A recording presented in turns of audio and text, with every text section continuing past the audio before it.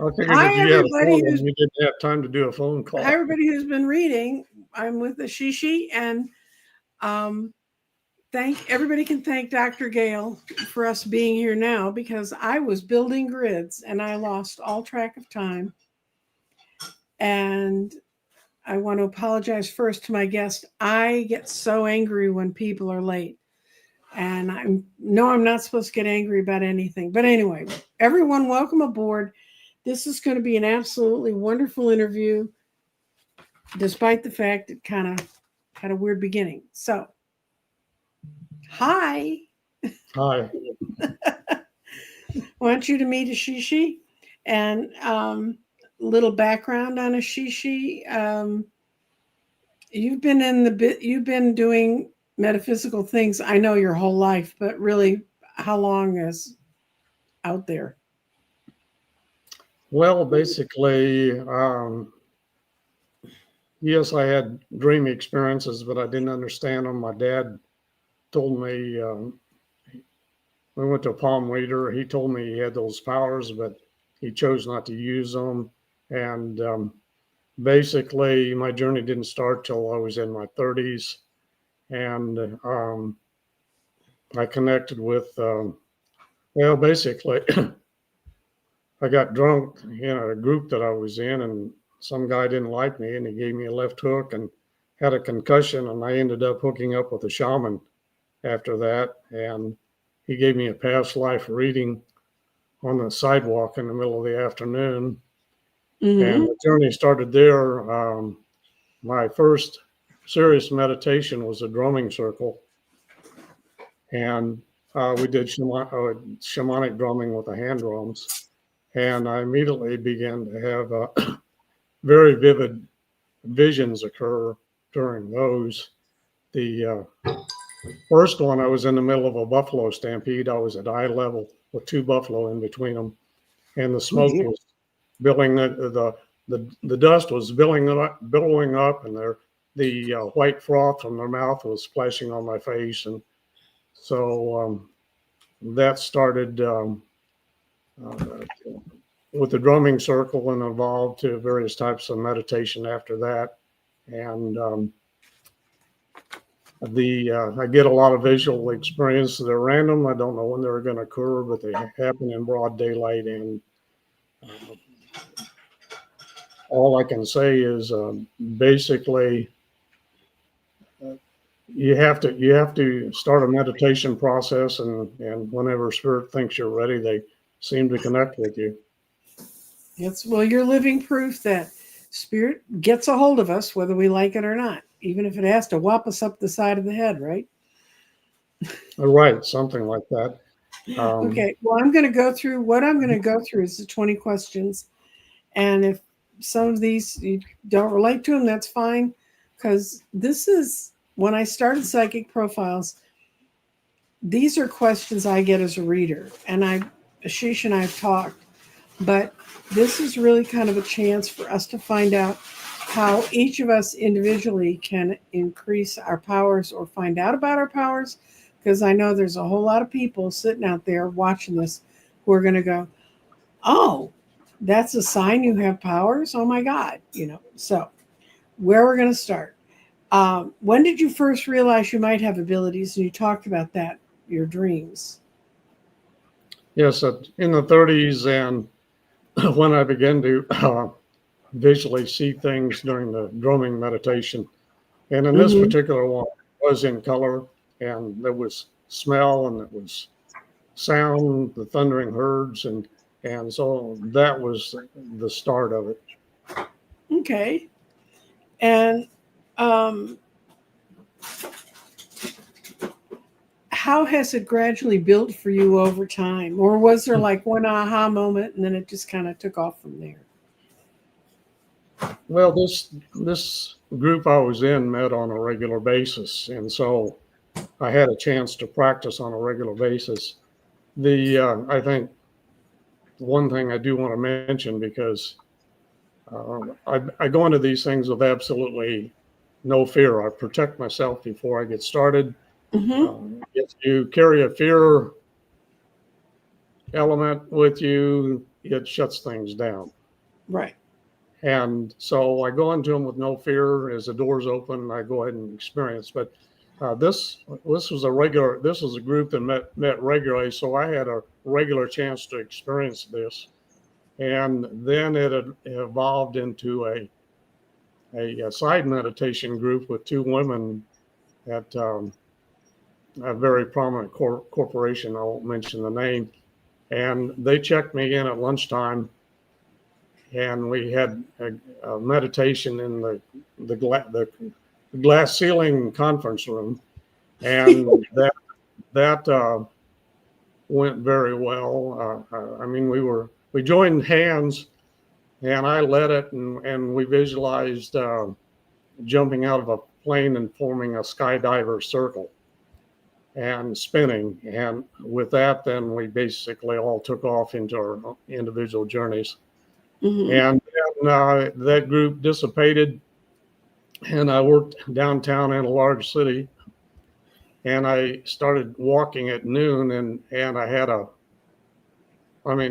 I'm basically in the central core of the city. They cleared a large area for urban renewal, and I started walking up it was about a mile walk, and had walking uphill the first part. So I got into deep breathing, and basically I started seeing things as I walked, and that evolved the being in Africa, the Great Pyramids, evolving to an ET place.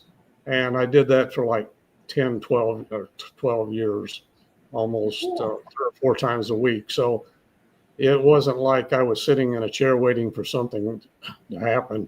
So I'm glad people get to hear that, because I got a lot of, well, I'm sitting here and I'm oming all day. Well, that's not the same, especially because, as you learned early on, getting outside in nature and touching the bigger world is helpful to you. I was a tree hugger. So Huh? I was a tree hugger, and I felt the energy of the trees. So, and I'm an outdoor person. So, I'll commend you to Hogarth, my ley line tree. He'll love it. You said your dad took you to a palmist. Did they see stars in your hands? Is that what they saw? no, I think they read his hand or something. Oh, your dad's. Okay. Yeah, they read my dad's, and he commented afterwards that he knew how to do this. He had a psychic aunt in his family, and they channeled. Basically, they probably wouldn't open the door unless they channeled about it first. That's how dependent they became on it, and he realized that was a bit of a detriment. Anyway, he chose not to follow it. My dad.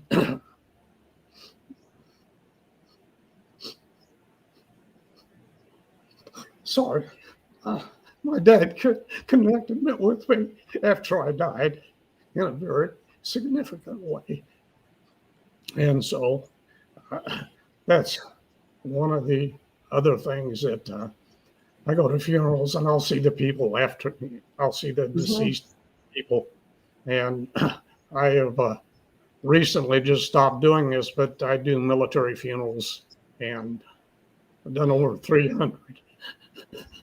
Oh, that's hard. And I've seen people get out of their coffins and walk off. Oh dear. I don't go to funerals. So, and all of the one I really went to was my husband's, and he'd already been cremated, and I knew he passed over because he had a long time to die. And I'm glad. That's one of those things I don't, that's when people who know me well know it's one of the things I don't want to do. I don't want to. My dad died of cancer that was before chemo, when they cut stuff out, and he had major surgery 5 times. And I was with my mother when she passed, and saw her spirit leave her body. And I've called to check on 3 people in the hospital, and they've died when I called. Oh dear.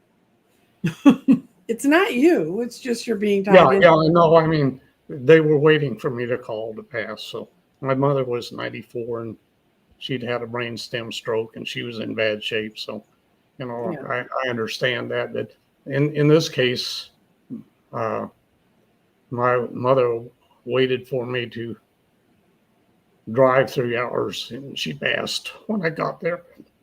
Yeah, I know. People have told me that happens in their families. Um, okay, change the subject. And I'm not being hard hearted, guys. I'm just reading the questions the way they're on the sheet. Sure. Um, did you seek training or to explore? You said you met with these women and you met shamans. And did you seek training beyond that to work with your skills? No, I've had one class on shamanism, and one of the things I did there I'd already done. I've had no training for this. It's other than the support of the drumming group and knowing I could do it. Mm-hmm. I've read a great deal back in the New Age as far as Mm-hmm. past life groups and this kind of thing, and rocks and stones speak to me, and trees speak to me, and during times of stress, the red-tailed hawk was very close to me, and so I have I've been no, received no training. It's just basically as a door opens, I walk through it, and another door opens, and I walk through that, and it's a progressive dinner. Very good. Um, do you use any tools in your practice? Like I started with cards. You started with shamanism and drumming. You said. Do you find that? Well, the main tool I use is the hand drum. Although when I Mm-hmm. was doing the walks in downtown Kansas City, I wasn't doing that. So um, a book that was important to me, I read Hanta Yo. It's about the James Michener version of Lakota history, and Mm-hmm. his big revelation there is he didn't have to Sundance to have visions. So um, I've never used any hallucinatory drugs or aids Mm-hmm. in doing. Um, I've never used them. Period. Um, so I find the hand drum has been very helpful. It helps keep you awake. You don't go to sleep, Mm-hmm. and then I chant sometimes. And I sometimes play a cedar flute when I'm doing that.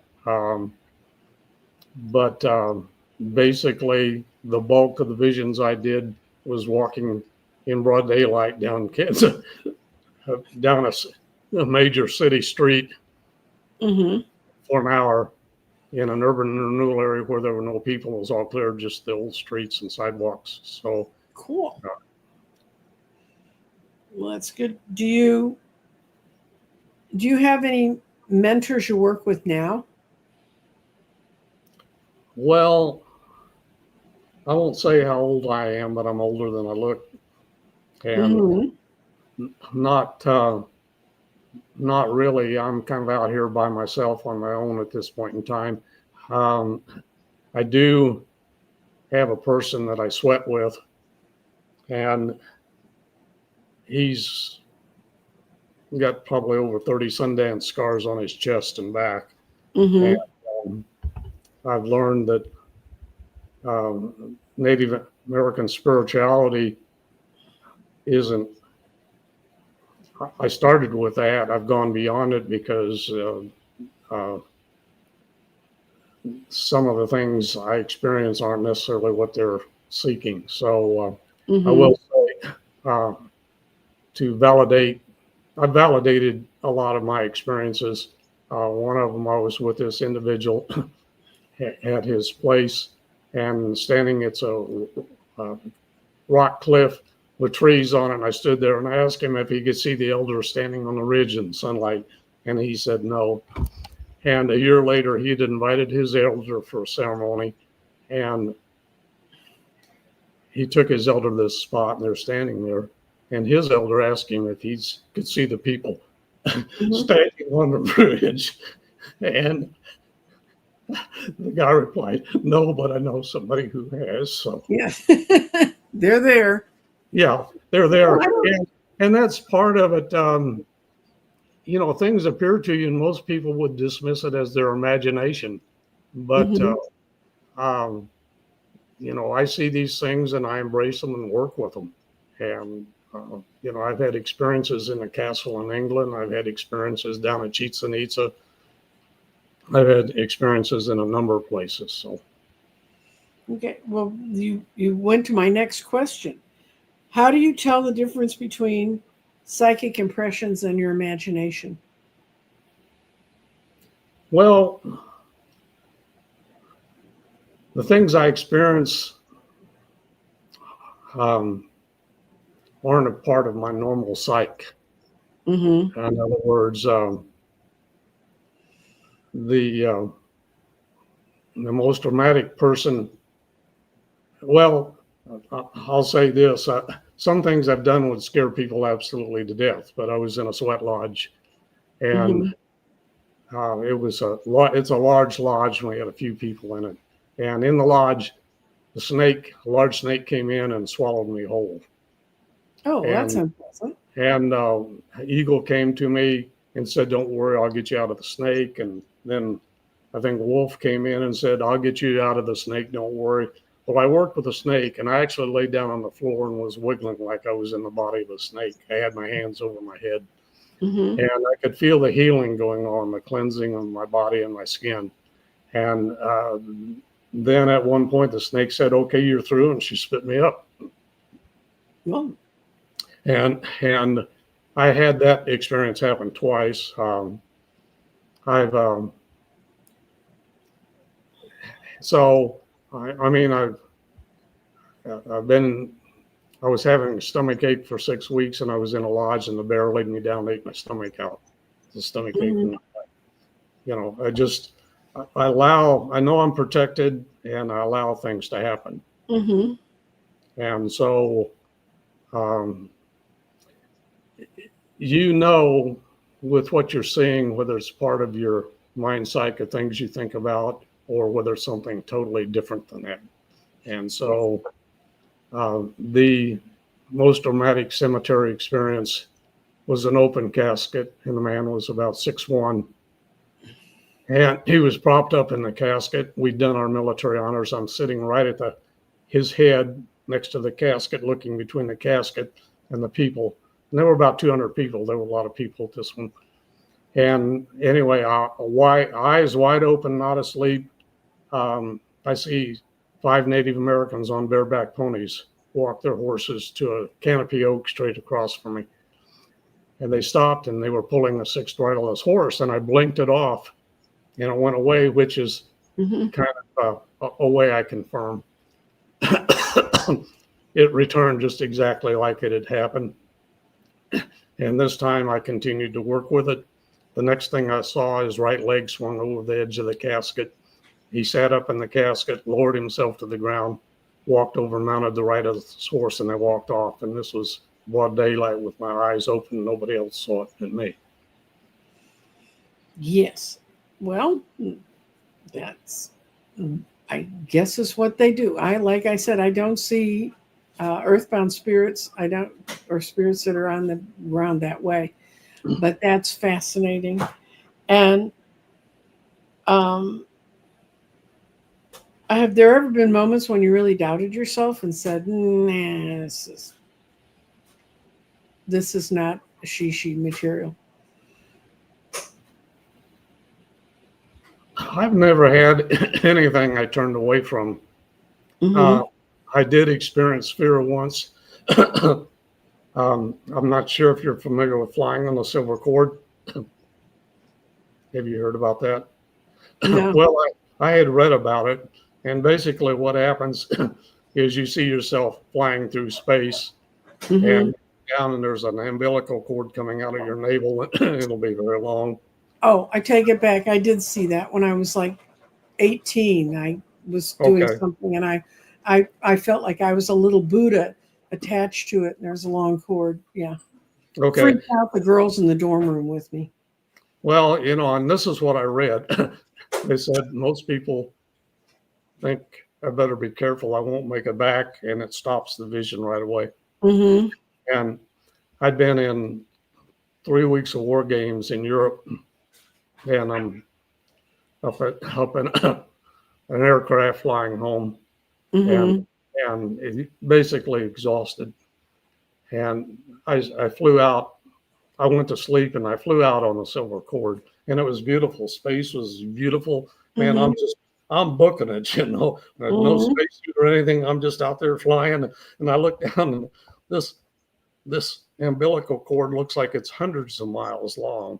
Mm-hmm. And I thought, and having forgotten what I read in the book, I thought, oh, I better be careful. I won't make it back. And it snapped me right back just like that. Mm-hmm. And so that was the only incident where I've actually um, had, a shutdown because of a fear reaction. But I have, I've, spoiled, I've, with my ET experiences, I've flown and gotten into places that I probably shouldn't have gotten into. And actually, gotten back out and everything. But basically, I work with no fear. Well, I think some of the stuff you work with that would be very helpful. And your military experience probably helps you with understanding dealing with Yes. life like that. Yeah. You're trained to handle whatever comes at you and try to think clearly and move on and keep going. Mm-hmm. And how do you handle skepticism from yourself or from others? I really haven't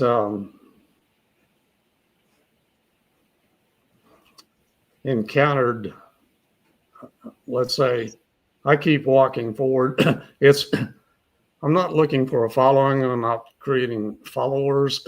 And Mm-hmm. what I say to people when I talk about this subject is I'm sharing my experiences.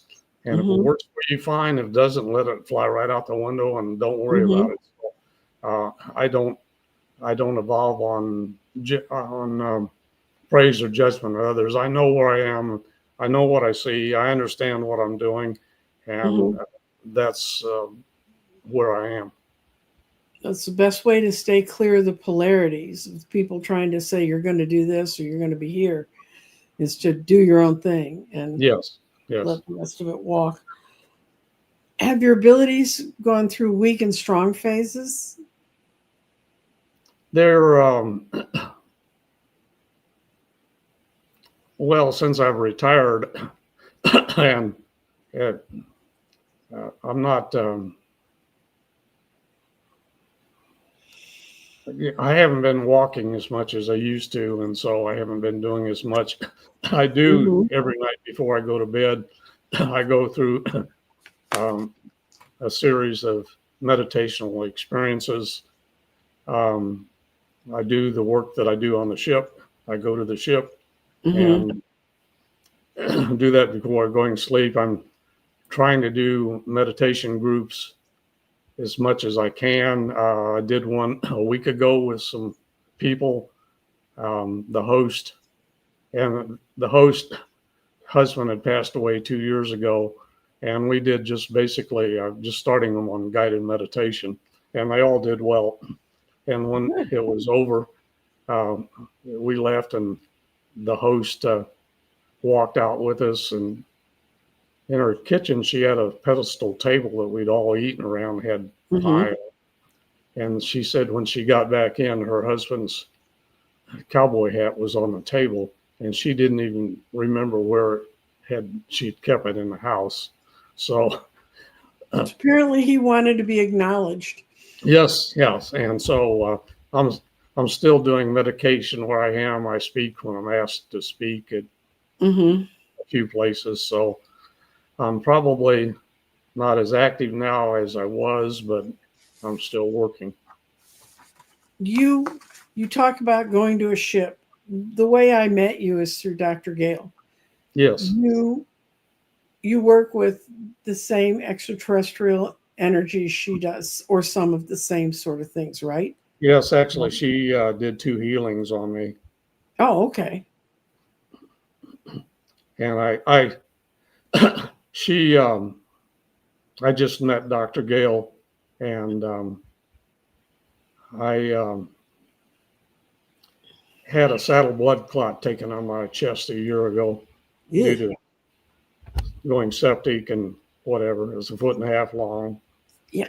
Family was told twice I wasn't going to make it. And in the night, I won't go into great detail, but anyway, an energy came into the hospital room. It was about 2 feet around and hovered over my bed. And I described it in a way that had meaning to her. She said, that's what I do. And then I participated in Lao Chi training, and I was the dummy for people to work on. Oh. And they had to do 12 sessions free before they were certified. And so I was being passed around. And there was one particular woman that I had a very dramatic experience with. And I had the experience on a Sunday, and then the experience reoccurred on a Monday at work at 10 o'clock in the morning as I got up from my desk. And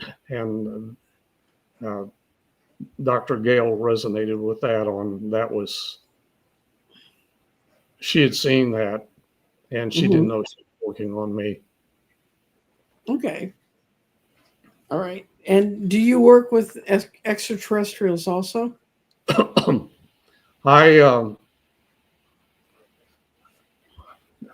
This evolved when I was walking in this city, and basically there's a ship. Well, I was on a vision quest, and I had a vision of being taken up, and then I was on another vision quest, or no, I was out with some Boy Scouts at night. I had a black powder shooting range, and I was taken up again. And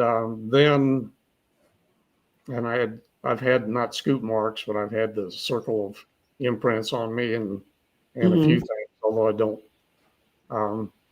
But anyway, in this particular, in my journey, as I started, I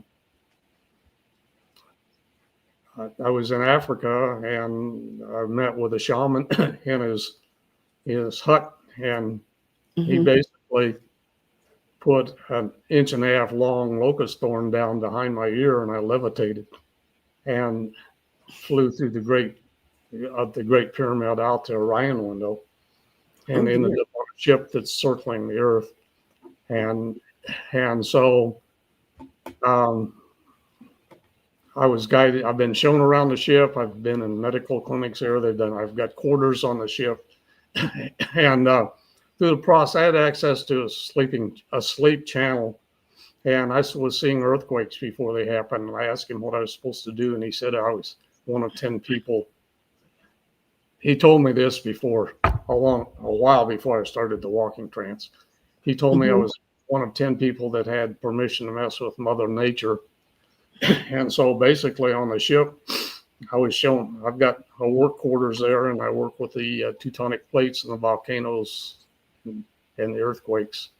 And I was told that the Earth did not have to experience the severity of these events, and that I could mitigate their effect.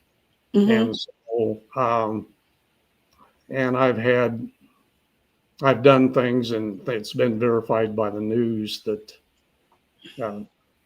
so I have a level of confidence in what I'm doing, because they predict things are going to happen. I go to work on them. They don't happen.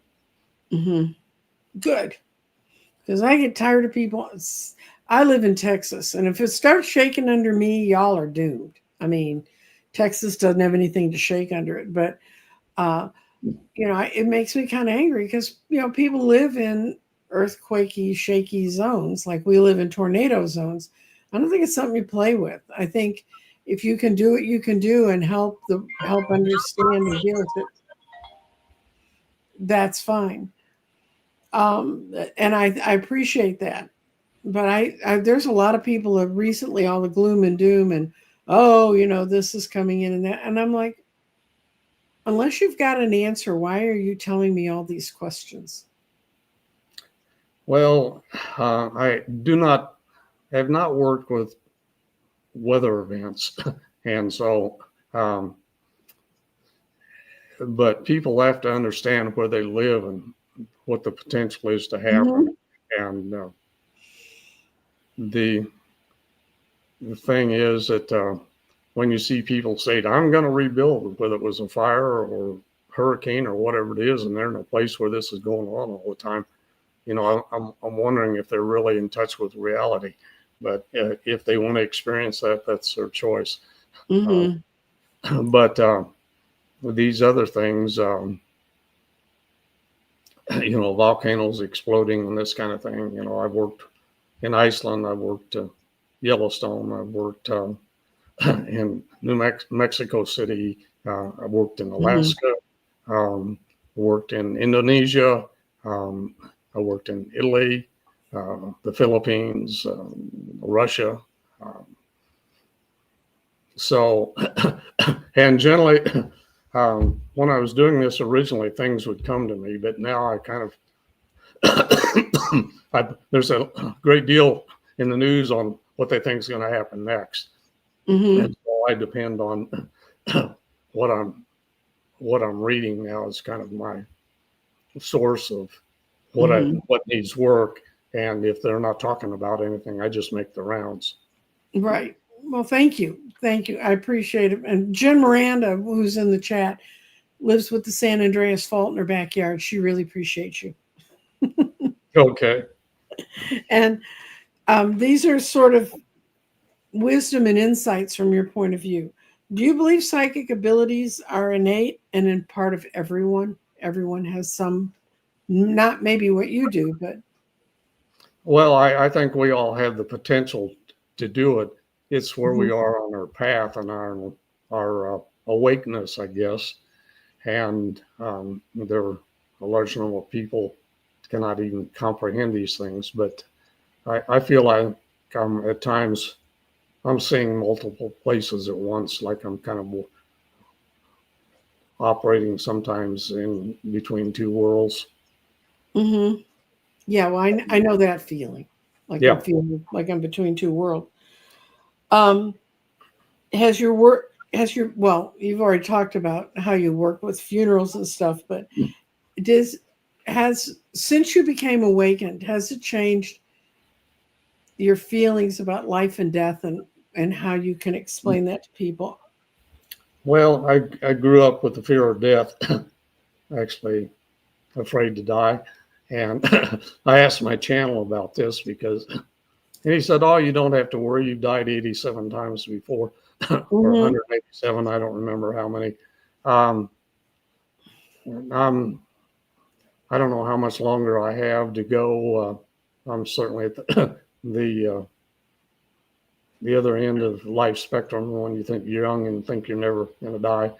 And so I'm more comfortable with it now and will be. I've read the Tibetan Book of the Living and Dead, and the one message I pulled back from that was that, when people pass, they see a bright light and it scares people and they turn away from it. And then they say, he said, turn to the light. And so, hopefully I can carry that. The experience I had with my dad after he passed, and this was actually in a very faint, well, I had this and then I actually saw it in a movie, but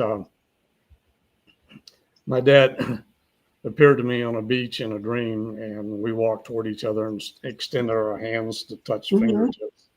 And when we touched fingertips, there was a tremendous explosion of white and golden and yellow light on the horizon. And so, and then it ended after that. That was,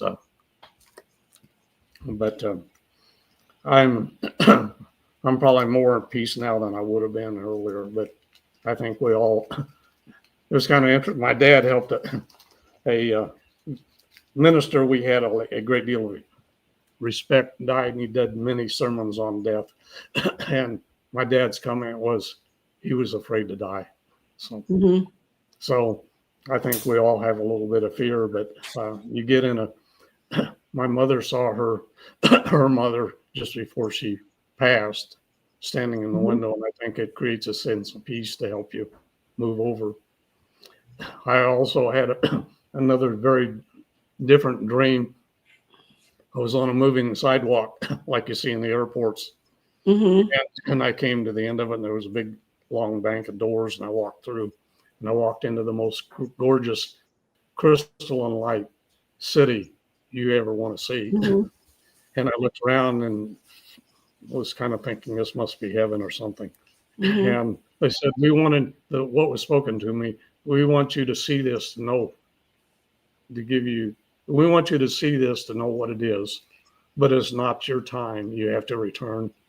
And the doors were open, and I went back through and down the moving sidewalk. So Mm-hmm. Yeah. Yeah, I had an experience where I was given the gift of going to the edge of the universe and getting to sit on the edge of the universe and realizing that I was connected to everything I saw, and everything I saw was connected to me. So there is no passing away. There's yes, just passing into and yeah, becoming more part of. The illusion of our ego on this planet is to make us feel separate and to give us that fear of death. And I don't know too many psychics I've ever talked to who said they weren't afraid of death as a child because of the presentation we had of what was, first of yes. all. Well, I mean, you see people leave and they're just totally gone. Mm-hmm. Fortunately, I only experienced I experienced the death of my grandmother and my grandfather, and but after that, my dad died of cancer, and then we spent the first 30 years of our life helping people die, and Mm-hmm. and I was in the room when they passed a couple times, and Mm-hmm. so yeah, I think everybody latently carries the fear. Okay. And what's one of the most powerful experiences you've had? I'd say to someone a reading, I don't think you read people traditionally. You work with people in a different way. But what's the most powerful experience you've had in that realm? And what made it memorable? Well, I'd say the most powerful was the one I related to you about the the Native Americans riding up and the individual. I did. I, I did have a second occasion, and this was a closed casket Mm-hmm. in a rural wooded area, very remote. And the individual, there was a narrow concrete pad that they did the graveside service on, and it had a barbed wire fence running right next to it. I mean, if you fell, you'd fall in the barbed wire fence. Anyway, there's a closed casket, and we'd done our honors, and I'm standing back behind the group, Mm-hmm. and a human silhouette came out of the casket, defined by an electrical. It was like an electrical Raw field. silhouette. Mm-hmm.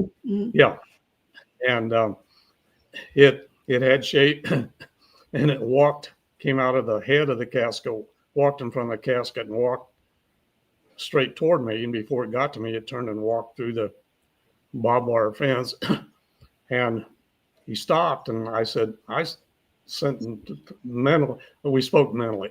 I said, I saw you walk through that barbed wire fence. He said, Mm-hmm. yeah, you see me do it again?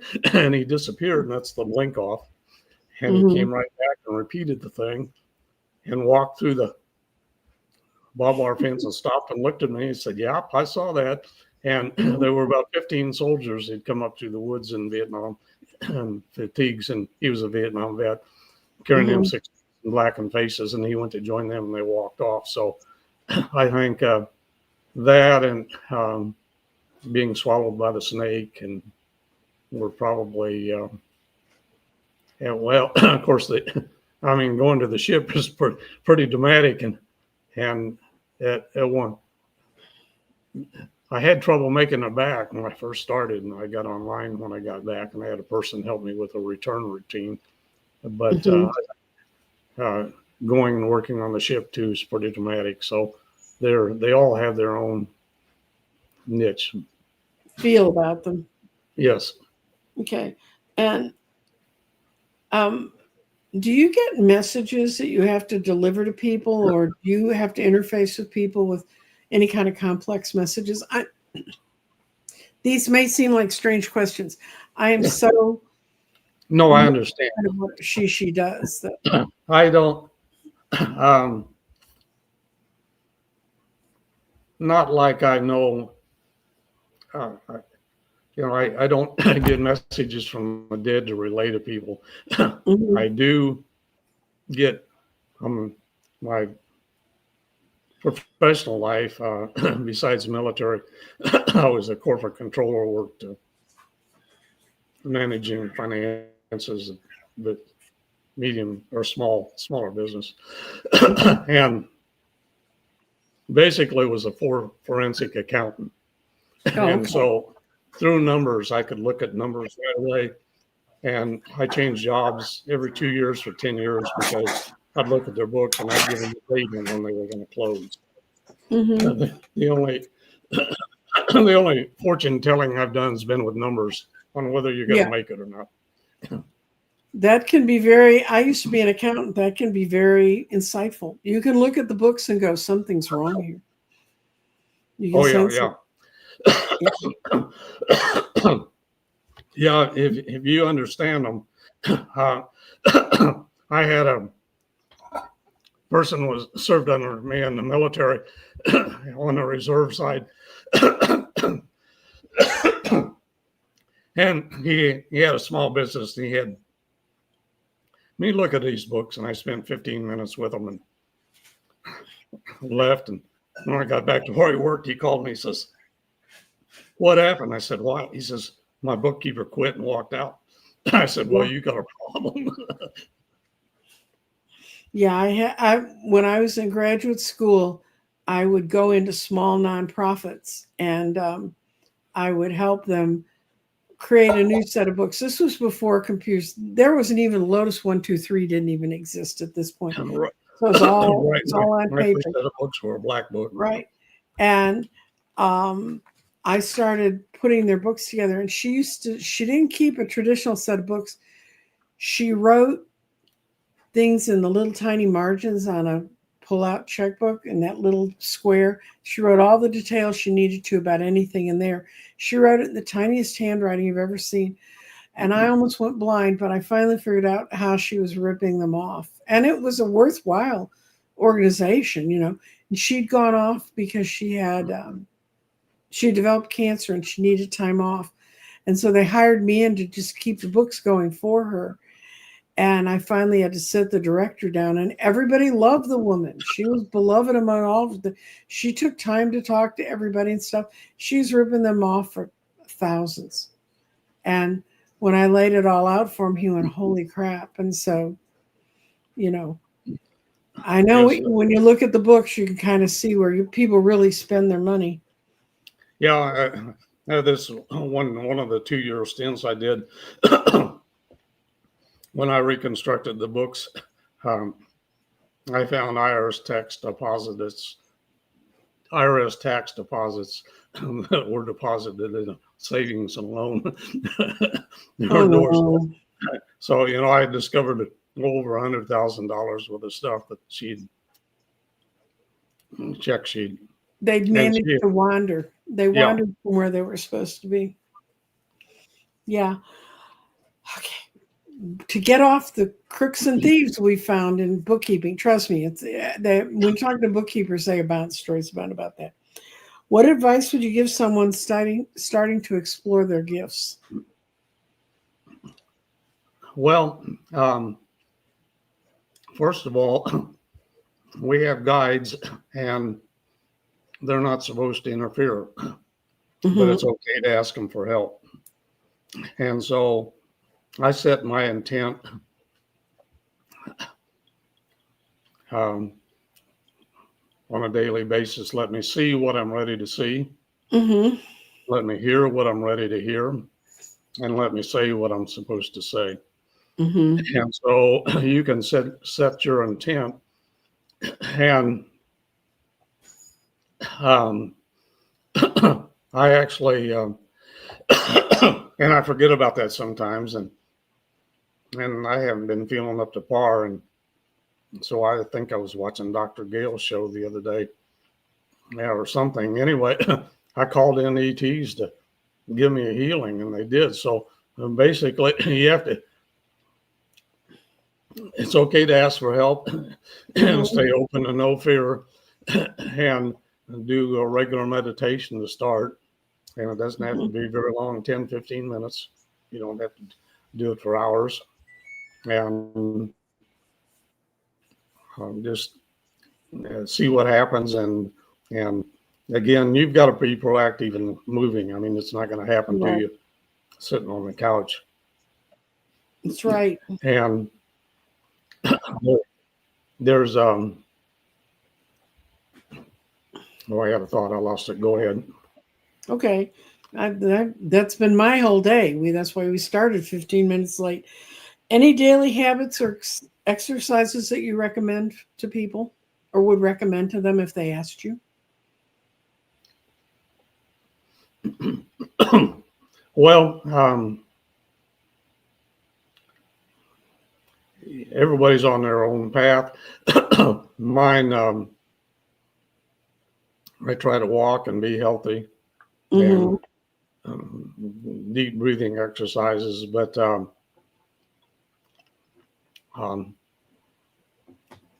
don't get trapped in a situation. If you feel blocked or uncomfortable in your path, and ask for guidance for a change. And I remember what I was going to say now.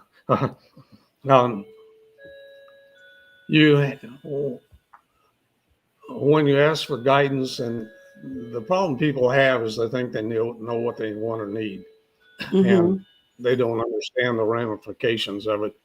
And so I ask for, instead of asking for, well, I've got a crude joke. I won't tell. Anyway, you think you know what you want, but you be careful, because there are other possibilities created by the words you speak. And so I keep it simple. Keep it simple, stupid. I ask for prosperity and total well-being, and let spirit figure out how to provide that to me. If I think I need this to be prosperous and well-being, sometimes it has some side effects. It's true. And don't ask for stuff. I mean, stuff will show up when you can handle it. And if you try to push it, you're going to end up with an armful of stuff you don't know what to do with. I can tell you that. Sure. So, how can someone find a trustworthy psychic community or mentor? Because I know you found your drumming, and then you went into sweat lodges and tried different things. But how would you advise someone to go about looking for that? That is tough because I moved to a community that I thought was going to be very metaphysical. And it has turned out to be anything but that. Not that I haven't grown and had experiences. I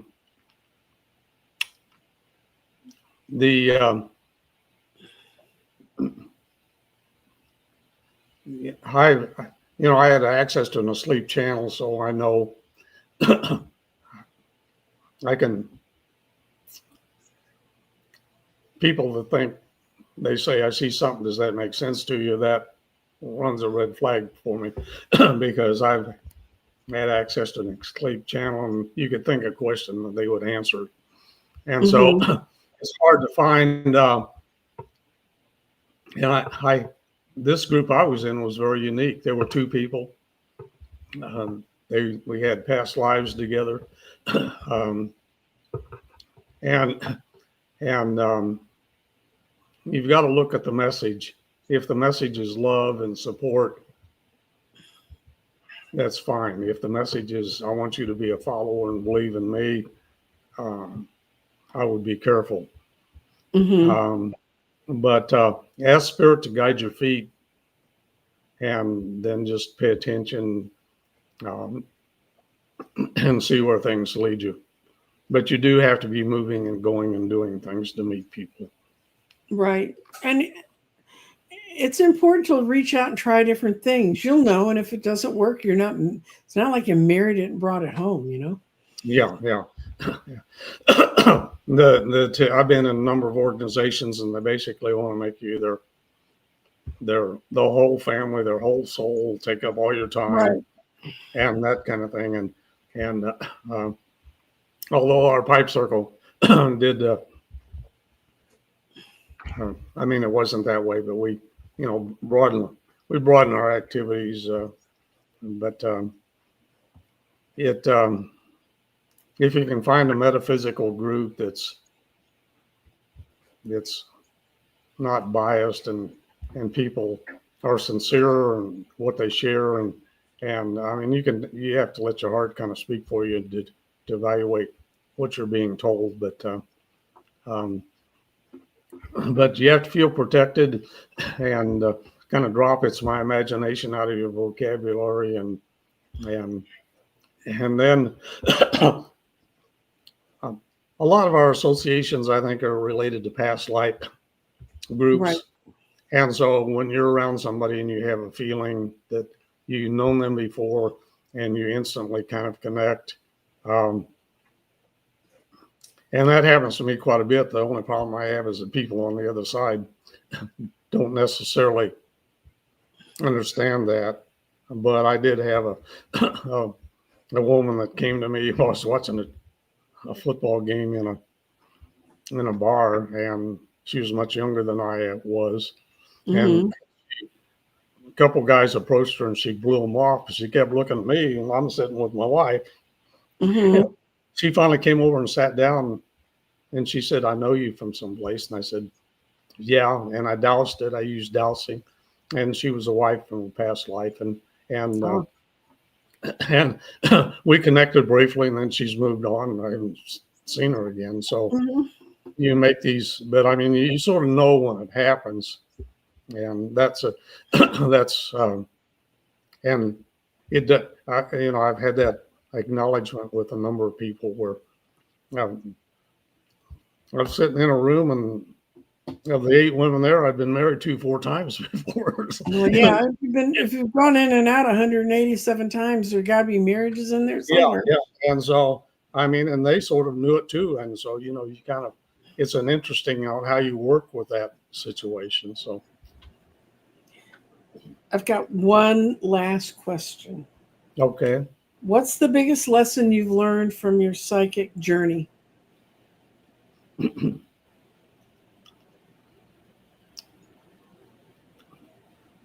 Well, um, having faith and knowing you're protected. Mm-hmm. And so I've had some personal issues in my life that were fairly dramatic. And one of them, when I was deeply stressed, I'm driving from one place to another, about a 4-hour drive, probably. And I'd driven this route a number of times. Mm-hmm. During this particular journey, about 80 red-tailed hawks showed up